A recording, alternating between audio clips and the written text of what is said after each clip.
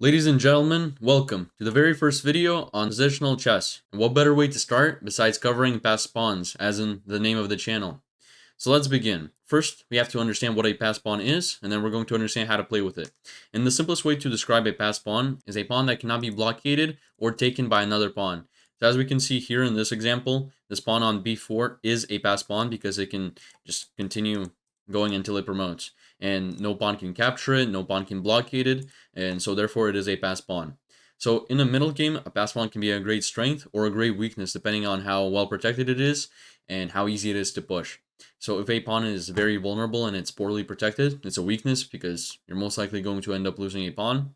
And otherwise it's a strength because then you're most likely going to, make an extra queen. So in an endgame, a pass pawn is, a great strength. You pretty much in all situations want to create a pass pawn in an endgame where you have pawns. And here we can see that if we play b5, the king pretty much has to move over and capture this pawn because otherwise you're just going to promote. And since the king is in the square, this king is going to be able to stop this pawn from promotion. But that gives us enough time to come over here and capture this pawn and, later on just promote our own pawn. Now this is obviously simple, but one thing to understand is that pass pawns don't just exist on their own. They have to be created. And so if we look at this example, where black has a pass pawn, but our king is close enough. So if we're from the perspective of the white pieces, our king is close enough to stop this black pawn from promoting. We have the opportunity to create a pass pawn here. So in endgames like this, time is of the essence. So it's very important that, each and every single tempo is used wisely. For example, this is a completely winning position for white, but if we move over to king b1, let's say, in order to stop this pawn from promoting, this is a complete draw. The reason for that is we don't need to go to king b1, and by doing so, it allows, black to catch up to these pawns and stop them from promoting. However, if we very simply start with h5, black's king does not have enough time, and of course, a2 doesn't work because king b2 simply stops this pawn in its tracks. And so if the king tries to make it over to our pawns, we play g6, and no matter what black does, obviously we can create a pass pawn. So if black does nothing and just pushes his king, we can simply capture this pawn and promote on the next move. If black, let's say, captures this pawn, it's very important here that we do not capture this pawn back, because in that case, black's king is able to get into the square, and then the king is going to be able to capture our own pawn. So it's very important in this situation that we push this h-pawn up, and in that case, the king cannot catch up and we end up queening. And in that case, we are completely winning. So now we understand what a pass pawn is, why it's very important to have one in the endgame, so why it's good, how to create one, and also get situations where pass pawns might arise in the middle game. So for the first example, we're playing from the perspective of black pieces. In this position, we have a pass pawn on c2, and it's ready to promote in just one move if the square was, empty. So here, one important concept to understand is it's okay to sacrifice material in order to promote your pass pawn because, well, you're winning material by promoting it. Therefore, it's okay to sacrifice material sometimes. In this case, we can simply sacrifice the queen for this rook. And after the queen recaptures, we get introduced to another concept, which is that the queen is very bad at blockading. And so here, our best move is rook b8. The reason for that is the rook doesn't really have anything to do. It can't do much. Let's say the rook moves out of the way. Of course, rook b1 comes in and we simply win the game. And keep in mind that this queen cannot capture this pawn even prior to this because of this bishop. So after something like this, you're simply winning thanks to your new queen. And if white chooses to capture the rook with his own rook, you simply recapture back, and rook b1 is inevitable. It cannot be stopped. Now the best move here for white, actually after rook b8, is bishop e4. Point being is that if you capture this bishop, the rook will recapture, and after rook b1, there's this very nice move, rook e1. And so of course this isn't, this isn't ideal. You will not be able to promote this pawn, very likely. Therefore, this isn't something that we would want. So what we have to do in this position is use tactics, and a lot of positional concepts are reinforced by tactics because tactics play a enormous role in chess. So it's important to recognize that and not just rely on positional concepts and arbitrary rules and that you have to abide by, because every single position is unique, and so different tactics might arise and different complications might arise. So it's important to keep your mind open to these concepts, and just remember that you need tactics if you want to get good at positional chess. So in this position, taking the rook is the best move. The point is that this bishop can now capture this pawn, and you no longer have a passed pawn. In this position, we play rook c4, pinning this bishop to the queen. White can play f5, for example. The queen might go to f1.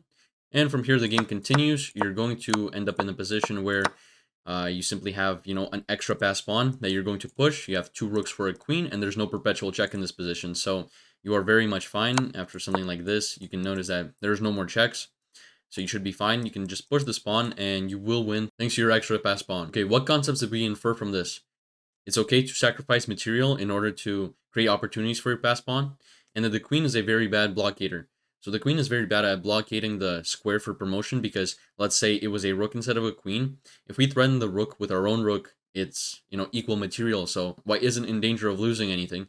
But if you threaten the queen with a rook, the queen has to move somewhere because of course a queen is more than a rook. Therefore, we've established that the queen is bad at blockading and that we can exploit that using various maneuvers. Let's move on to the next example. In this position, we're playing white, and we have a pawn on the 6th rank, so it's very close to promotion as well.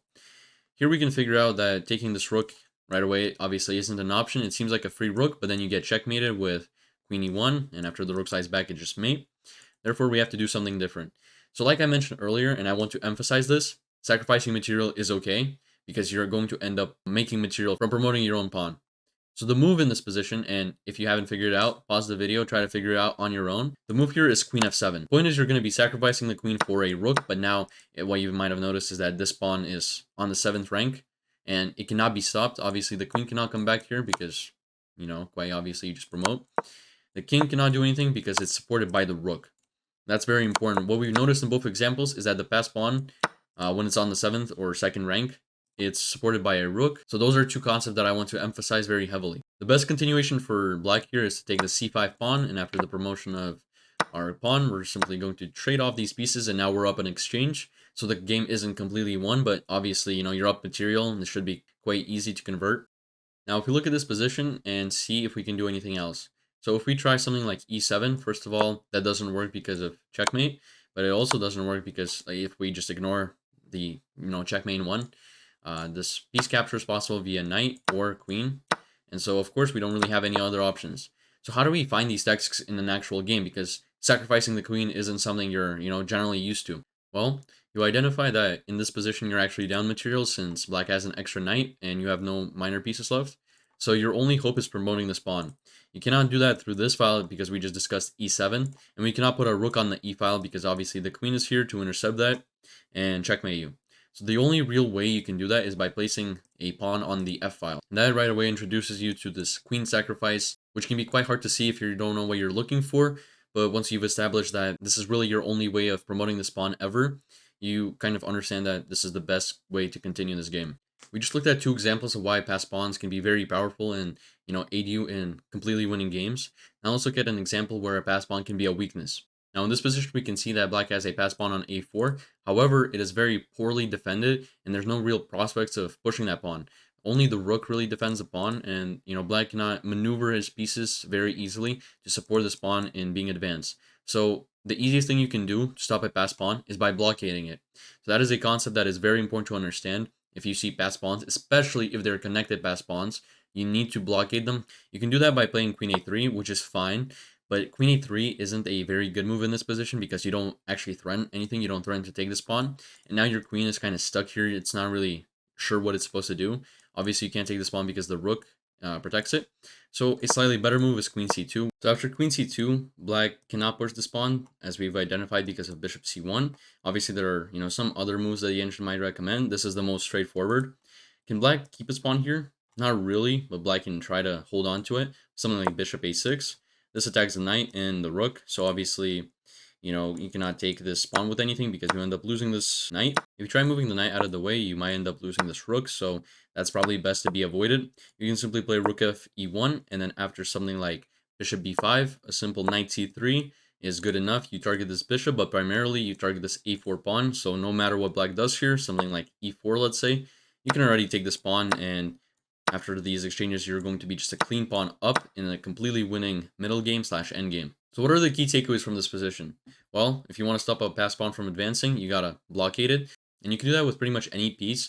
Usually it's best to avoid doing it with the queen because, as I said earlier, this queen doesn't actually threaten to take this pawn because of this rook. And instead the queen is just placed on a kind of inactive square. Right now, by the way, rook a3 doesn't work because of bishop a6, which is a very annoying pin. And you end up losing a piece, so keep that in mind. Of course, tactics are prevalent in almost every single position. So, of course, queen c2 is the superior move here. But in situations where a pass pawn is poorly defended, just stockpiling pieces on it is more than enough to capture it and continue into a winning middle game or end game. And one last thing to mention, after bishop b5 and knight c3, if this pawn gets pushed down now, we still have the same concept of bishop c1. This completely wins the game, and there isn't really much to think about here. You could even start with taking this bishop if you wanted to. I think that would actually be a little bit better. And then bishop c1 leads to the same exact thing that we've already discussed. So pass pawns could be a great strength or a great weakness. It really is a double-edged sword. Just too important to keep in mind that it really depends on how well protected they are and the prospects of pushing these pawns. So if you're fighting against pass pawns, blockade them, pile up as many pieces as you can on them, and you should be fine. And on the other hand, if you are the one with pass pawns, stockpile as many pieces as you can in support of the pawn. Try to put a rook behind the pawn, involve your pieces, and you'll be on your way to winning these games. Ladies and gentlemen, this sums up everything I wanted to show you for this first video on this positional concept. I hope you guys found this useful and informative, and if you did, please consider checking out a video to my left. As always, thank you so much for watching, and I hope to see you in a future video.